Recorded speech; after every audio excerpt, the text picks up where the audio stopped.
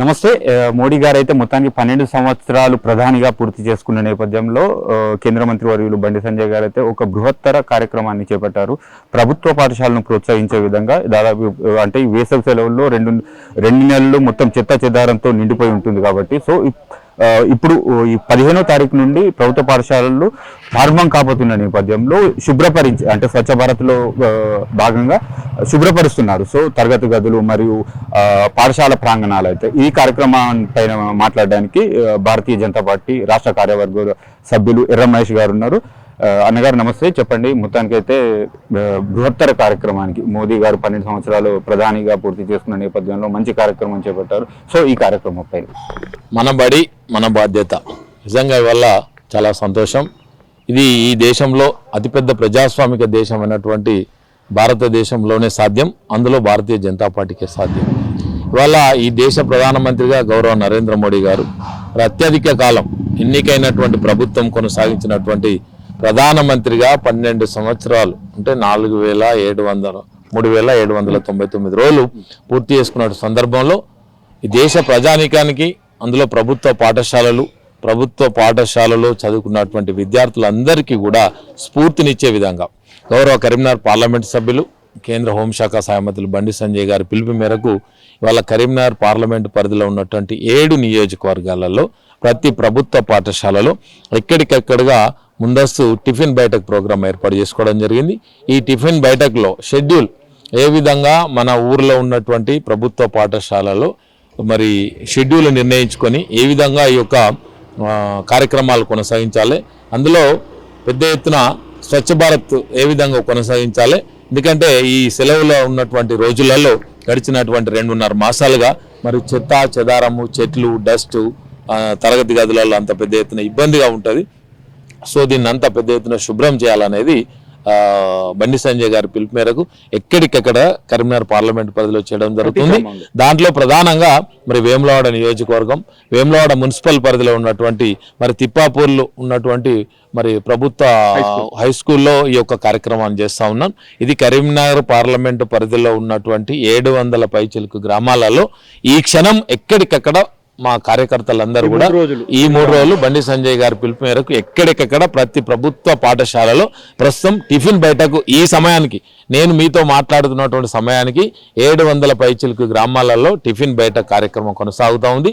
రేపు ఎల్లుండి ఎక్కడికక్కడ మొత్తం స్వచ్ఛ భారత్ కార్యక్రమం కొనసాగుతుంది. ఓకే, ఒకటి చెప్పండి. ఇప్పుడు గతంలో కూడా చూసాం, గత సంవత్సరం కూడా చూసాం, ప్రభుత్వ పాఠశాలను ప్రోత్సహించే విధంగా కేంద్ర మంత్రి వర్యులు అయితే 9-10 తరగతి చదువుతున్న విద్యార్థులకు దాదాపుగా 7 నుంచి 8 వేల కాస్ట్ ఉన్న సైకిల్స్ అందించడం జరిగింది.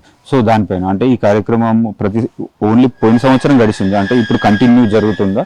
దానిపైన దురదృష్టవశాత్తు ఈ దేశంలో మరి ప్రజలకు అంటే 140 కోట్ల ప్రజలకు అవసరం ఉన్నటువంటి ముఖ్యమైనటువంటి కార్యక్రమం విద్య, వైద్యం.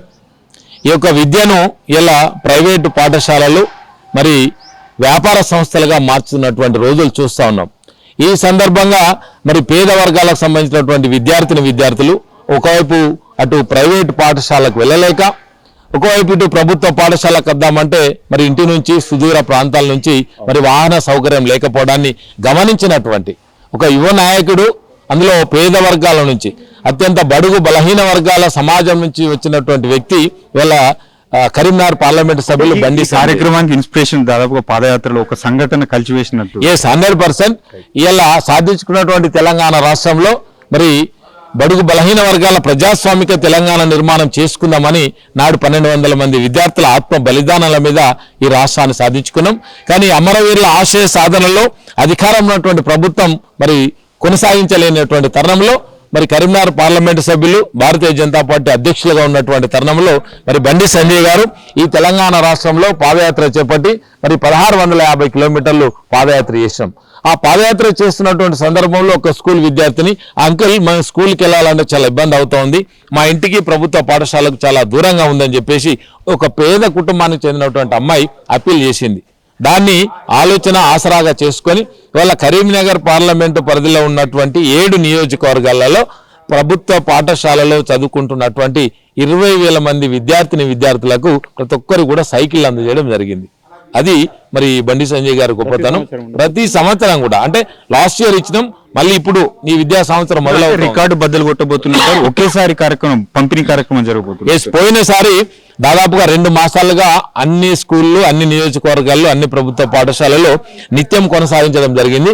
కానీ ఈ సంవత్సరం అంటే నిన్ననే వారు సూచించారు, ఈ సంవత్సరం మాత్రం ఆ 20,000 పైచలకు ఇవ్వాలనుకుంటున్నటువంటి, అంటే పోయినసారి 20,000 ఇచ్చినామంటే ఈసారి ఖచ్చితంగా 23 నుంచి మరి 25,000 మంది కూడా పిల్లలు ప్రభుత్వ పాఠశాలలో మరి చదువుకునేటువంటి ప్రయత్నం చేస్తా ఉన్నారు.